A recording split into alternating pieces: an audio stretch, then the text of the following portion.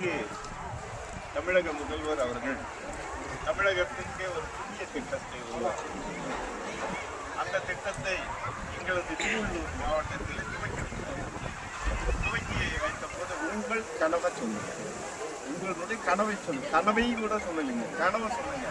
சாதாரணமாக தமிழ் வார்த்தை அந்த அடிப்படையில் நேற்று ஒரு பெண்மணி வந்து பேசினார்.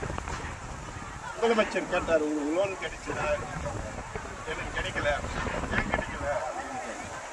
அப்போ அந்த அம்மா சொன்னாங்க, எஸ்சி எஸ்டி அந்த பிரிவினருக்கு மட்டும்தான் தாட்கோ மூலமாக லோன் வழங்குறாங்க, பிசி எம்பிசிக்கெல்லாம் லோன் கிடைக்கிறது இல்லை, அதனால் எங்களுக்கெல்லாம் கிடைக்கல அப்படின்னு. உங்கள் கோரிக்கை என்னன்னு கேட்டார். எல்லாருக்கும் கொடுத்தா மகிழ்ச்சியாக இருக்கும் அப்படின்னு சொன்னாங்க. இன்றைக்கு தகவல், அந்த திட்டத்திற்கு அனுமதி அளித்திருக்கிறார் நம்முடைய முதல்வர்.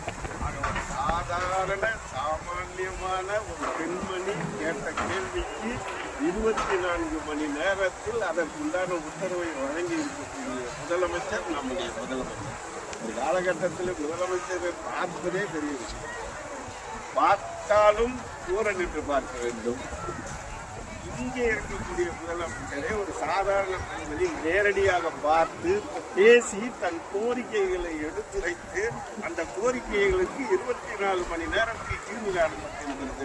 இதை விட நம்முடைய முதல்வர் என்ன சொல்லுங்க? கண்டிப்பாக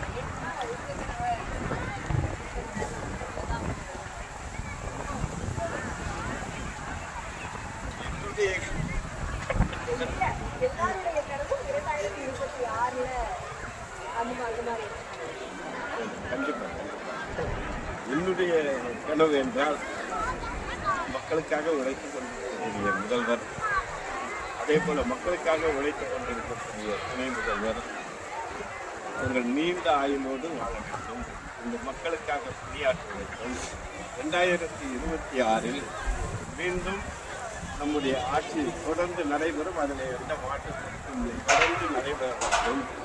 இதில் 20 ஆண்டு காலம் தொடர்ந்து திராவிட முன்னேற்ற கழகத்தினுடைய ஆட்சி நம்முடைய தமிழகத்திலே எந்த சாதாரண குடும்பங்கள் கூட எந்த பிரச்சனையும் இல்லாமல் நிம்மதியாக வாழ வேண்டும். அவர்களுக்கு அரசாங்கத்தால் எந்த முக்கிய உதவிகள் சென்று சேர வேண்டுமோ அவையெல்லாம் நேரடியாக சென்று சேர வேண்டும் என்று அவருடைய கனவு.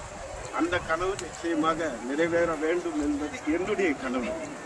ஆக தாயுமானவர்களுக்கு உண்மையிலேயே யாருமே எதிர்பார்த்தாரோ ஒரு 60 வயதுக்கு மேல் வயதுள்ள முதியோர்கள்